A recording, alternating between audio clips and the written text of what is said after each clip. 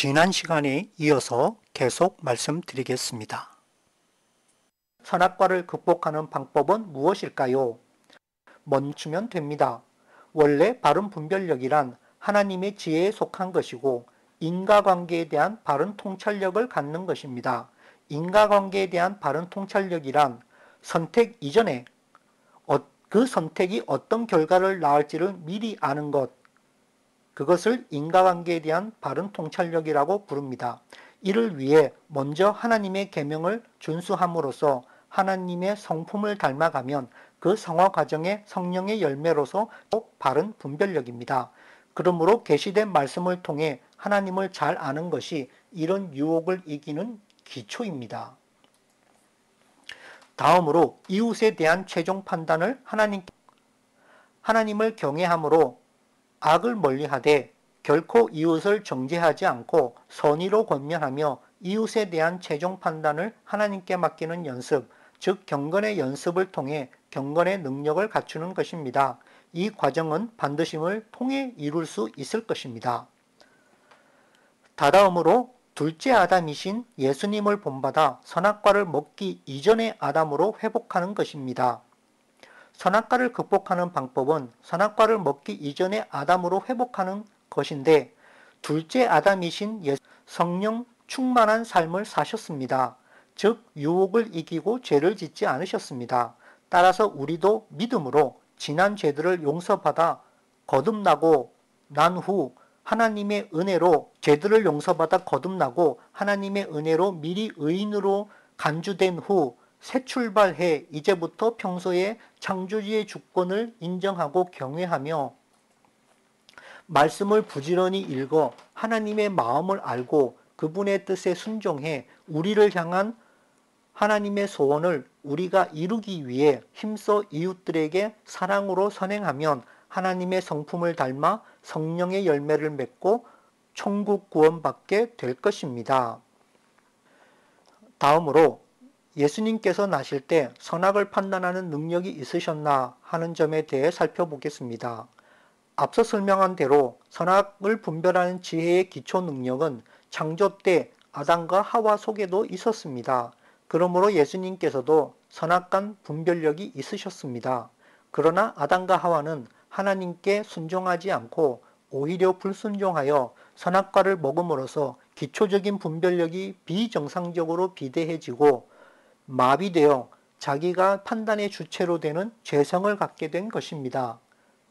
예수님께서는 하나님 아버지께로부터 성령 하나님의 능력으로 처녀의 몸을 빌어 나셨습니다. 그러므로 예수님께서는 창조 때 선악과를 먹기 전 아담과 같은 상태로 나셨고 하나님께 온전히 순종하는 삶을 사심으로써 늘 성령 충만하셨기 때문에 비록 아담처럼 온갖 선악과의 유혹을 다 받으셨지만 아담과 달리 모든 유혹을 다 이기셨으므로 죄성이 없으십니다. 그러므로 예수님을 유혹을 승리하신 둘째 아담이시라고 부를 수 있는 까닭입니다. 즉 예수님께서는 자신의 판단 기준을 하나님의 것과 서로 늘 일치되도록 순종하는 삶을 사심으로써 유혹을 승리하셨기 때문에 선악과를 먹은 효과로서 우리에게 유전적으로 개성되어 온 이 죄성이 물론 예수님께서도 우리처럼 온갖 선악과들로 세상 유혹을 다 받으셨지만 그때마다 유혹을 승리하셨으므로 아담을 비롯한 온 인류에게 삶의 모본이 되실 수 있으셨습니다.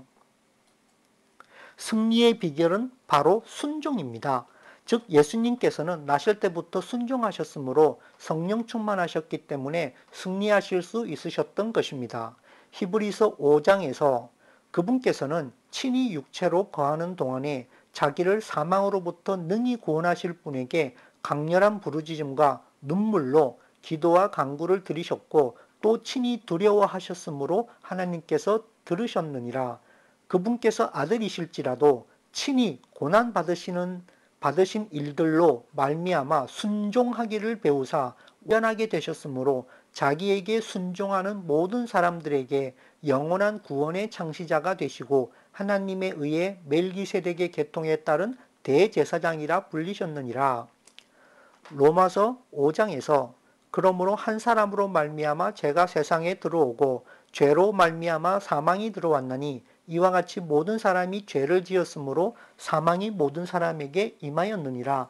아담으로부터 모세까지 아담의 범죄와 같은 종류의 죄를 짓지 아니한 자들 위에도 사망이 군림하였는데, 즉 죄가 군림하여 사망에 이르게 됐는데 아담은 오셔야 할 분의 모형이니라.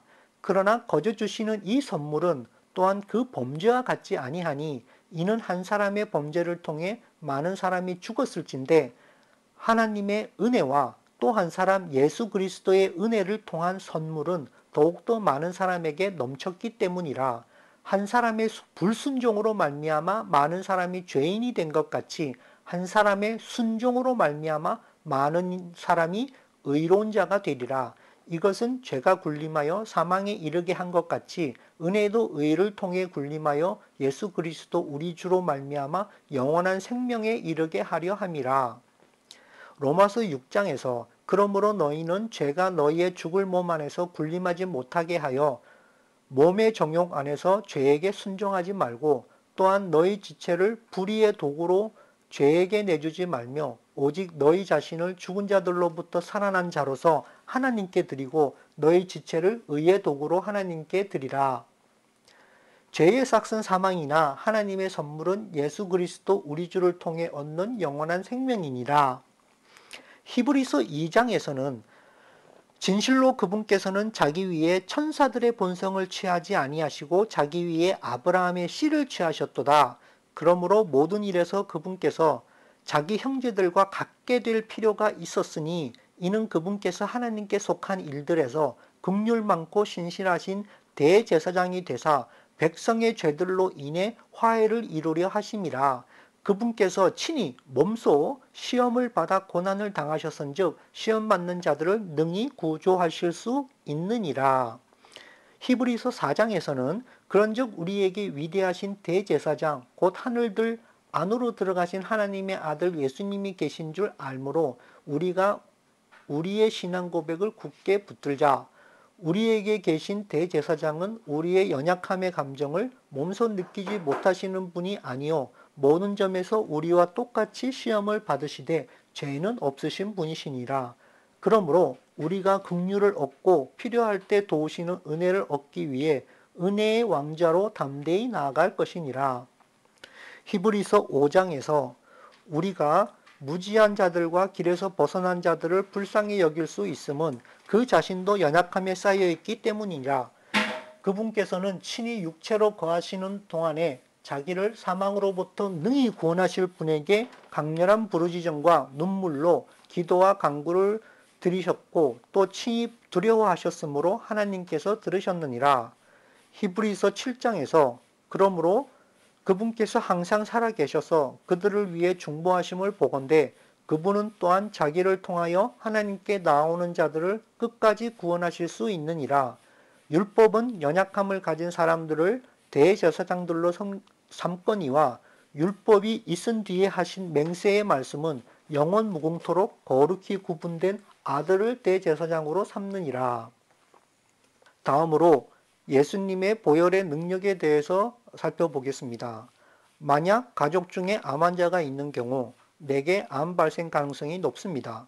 그러나 비록 가족 중 암 환자가 없어 유전적으로 암 발생 가능성이 상대적으로 낮더라도 생활 습관이 나쁜 경우 앞으로 내게 암 발생할 가능성이 여전히 있습니다. 그런데 만약 불행히도 내게 암이 발견됐고 치료를 위해 수혈이 필요한 경우 다른 암 환자로부터 수혈받는 것은 아무런 의미가 없을 것입니다. 왜냐하면 제대로 수혈을 받으려면 유전적으로 건강한 사람에게서 깨끗한 피를 받아야만 하기 때문입니다. 이때 예수님의 피는 유전적으로 건강한 사람의 깨끗한 피와 같습니다. 요한복음 15장에서 나는 참 포도나무요 내 아버지는 농부시니 내 안에서 열매를 맺지 아니하는 모든 가지는 그분께서 제거하시고 열매를 맺는 모든 가지는 깨끗하게 하사 그것이 더 많은 열매를 맺게 하시느니라. 내 안에 거하라. 나도 너희 안에 거하리라. 가지가 포도나무 안에 거하지 아니하면 스스로 열매를 맺을 수 없는 것 같이 너희도 내 안에 거하지 아니하면 더 이상 열매를 맺을 수 없느니라. 나는 포도나무요 너희는 가지니라. 사람이 내 안에 거하고 내가 그 안에 거하면 그 사람은 많은 열매를 맺나니 나 없이는 너희가 아무것도 할 수 없느니라. 사람이 내 안에 거하지 아니하면 가지처럼 버려져서 시드나니 사람들이 그것을 모아 불 속에 던져 태우느니라. 너희가 열매를 많이 맺으면 내 아버지께서 영광을 받으시나니 이로써 너희가 내 제자가 되리라. 요한 1서 1장에서는 우리가 이것들을 너희에게 쓰면 너희의 기쁨이 충만하게 하려 함이라. 그런즉 우리가 그분에게서 듣고 너희에게 밝히 드러내는 소식이 이것이니 곧 하나님은 빛이시요 그분 안에는 전혀 어둠이 없다는 것이라. 만일 우리가 그분과 교제한다고 말하며 어둠 가운데 걸으면 우리가 거짓말하고 진리를 행하지 아니하느니라. 그러나 그분께서 빛 가운데 계신 것 같이 만일 우리가 빛 가운데 걸으면 우리가 서로 교제하고 또 그분의 아들 예수 그리스도의 피가 모든 죄에서 우리를 깨끗하게 하느니라. 만일 우리가 우리의 죄들을 자백하면 그분께서는 신실하시고 의로우사 우리의 죄들을 용서하시며 모든 불의에서 우리를 깨끗하게 하시느니라. 요한일서 2장에서 내가 그분을 아노라 하면서 그분의 명령들을 지키지 아니하는 자는 거짓말하는 자요 진리가 그 속에 있지 아니하되 누구든지 그분의 말씀을 지키면 그 사람 안에서 참으로 하나님의 사랑이 완전하게 되었나니 이로써 우리가 그분 안에 있는 줄을 아노라. 자기가 그분 안에 거한다고 말하는 자는 그분께서 걸은 것 같이 자기도 반드시 그렇게 걸어야 할지니라. 자, 이제 앞선 내용을 간추리고 결론을 맺도록 하겠습니다. 첫째, 선악과는 단지 지혜의 열매가 아니라 지혜의 최종 단계인 선악간 분별력을 주는 열매입니다. 둘째, 이미 창조 때부터 아담과 하와는 충분히 지혜로웠고 선악간 분별하는 기초 능력, 즉 판단력도 갖췄습니다. 셋째, 그러나 원래 선악간 바른 분별력, 즉 최종 심판 권능은 오직 창조주의 몫이고 창조주의 주권에 속한 것입니다. 넷째, 우리 인생의 목표는 먼저 하나님의 성품을 닮아 바른 분별력을 갖추도록 성장해 하나님과 함께 온 우주의 공동 통치자가 되는 것입니다. 다섯째, 성령 하나님의 인도하심을 따라 훈련받는 과정 없이 바로 최종 판단자의 자리에 앉는 것이 바로 선악과로 인한 죄성입니다. 여섯째, 사탄은 제멋대로 창조주의 주권인 최종 판단자의 자리에 앉아 그분의 권위와 영광에 도전했습니다.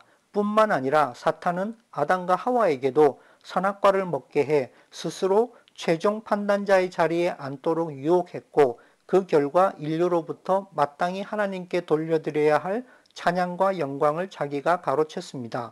일곱째, 그러나 인류는 사탄의 계획대로 제 스스로 율법의 최종 판단자가 되자마자 먼저 자신과 이웃의 무능력을 깨닫고 서로 부끄러워하게 됩니다. 다음으로 인류는 율법의 최종 판단자로서 자기 지위를 곧 사탄과 세상 신들에게 양도하고 제 스스로 유혹들과 우상숭배의 노예가 됐습니다.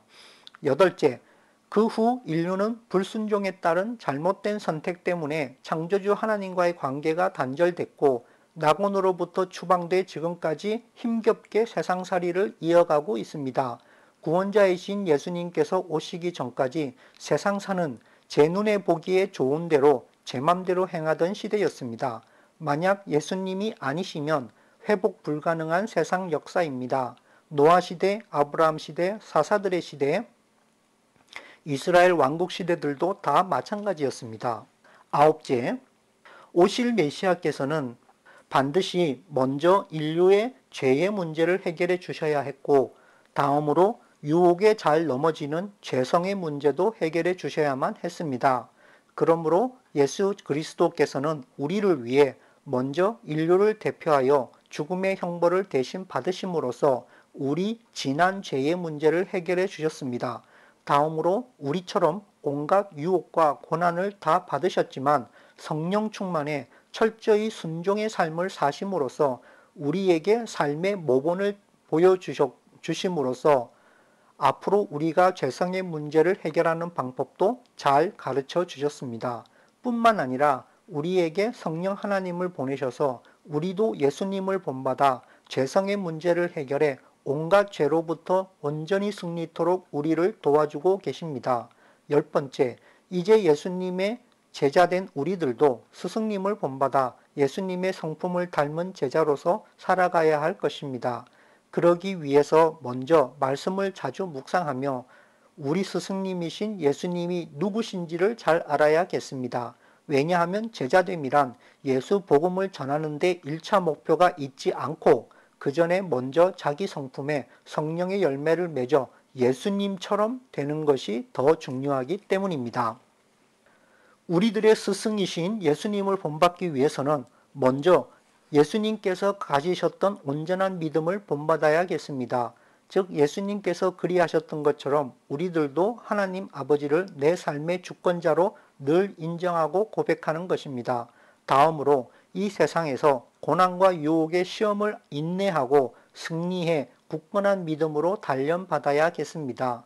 다다음으로 천국 구원을 소망하며 제 성품에 성령의 열매를 맺기 위해 믿음에 따른 순종 또는 선한 행위, 즉 기도와 금식과 구제와 이웃사랑의 실천, 즉 각종 착한 행실 또는 선행에도 힘써 영성을 개발해야겠습니다. 그런데 만약 우리가 말씀을 잘 알지 못하면 성령 충만함이 없겠고 성령의 능력과 역사는 오직 말씀 안에서만 행하시기 때문입니다. 그러므로 말씀에 비추어 벗어난 은사들은 어쩌면 성령님에게서 온 것이 아닐 수도 있으므로 늘 경계해야겠습니다. 왜냐하면 이 세상 끝에 악한 영들의 활동이 더욱 교묘하고 교활해졌기 때문입니다. 만약 성령 충만함이 없으면 순종이 불가능할 것입니다. 왜냐하면 제 힘만으로 순종을 이루려다 보면 자칫 율법주의자가 되기 쉽기 때문입니다. 만약 순종하지 않으면 제 품성에 열매를 맺지 못할 것이고 만약 열매 맺지 못하면 천국에 들어가지 못하게 될 것입니다. 왜냐하면 심판날 천국문을 막고선 율법이 율법의 매인자들 즉 노예들을 심판하듯 각 사람을 율법 행위의 잣대로 재어 아무나 들어오지 못하게 할 것이기 때문입니다. 다시 말해 비록 율법 그 자체가 하나님의 거룩하신 성품 즉 공의와 사랑을 잘 나타낸 우리 삶의 행위의 기준 또는 올바른 준칙이지만 그 율법이 천국 문을 막고 서서 잣대로 우리를 재어 우리가 함부로 그리로 들어가지 못하게 막아 아무도 천국 구원 받지 못하게 할 것입니다. 그래서 율법이 우리의 원수입니다. 그러나 하나님께서 새 은혜로 주신 선물인 새 언약을 따라 믿고 순종해 성령의 열매를 맺어 이미 하나님의 자녀가 된 우리들, 즉 자유인이 된 우리들에겐 결코 이 잣대를 들이대 못 들어오게 막을 순 없을 것입니다. 그런데 우리가 하나님의 자녀인 줄 어떻게 알 수 있을까요? 그것은 우리에게 드러난 하나님의 자녀다운 성품, 즉 성령의 열매로 바로 알 수 있습니다. 다시 말해 순서대로 그리스도 보혈의 피로 씻겨 다시 태어난 후에 반드시 말씀을 잘 깨달아 하나님의 성품을 알게 되면 성령 충만하게 될 것이고 성령께 순종해 이웃사랑을 실천하면 제 품성의 열매를 맺게 될 것이고 이 열매 까닭에 심판날 무사히 천국에 들어가게 될 것이라는 말입니다. 이것이 우리 주 예수님께서 보이신 생명길입니다. 그 밖에 다른 길을 우리에게 보여주시지 않았습니다. 그 밖에 다른 길이란 악한 영들의 괴계일 뿐이며 멸망으로 인도하는 문일 것입니다. 오늘은 여기까지 하겠습니다. 감사합니다.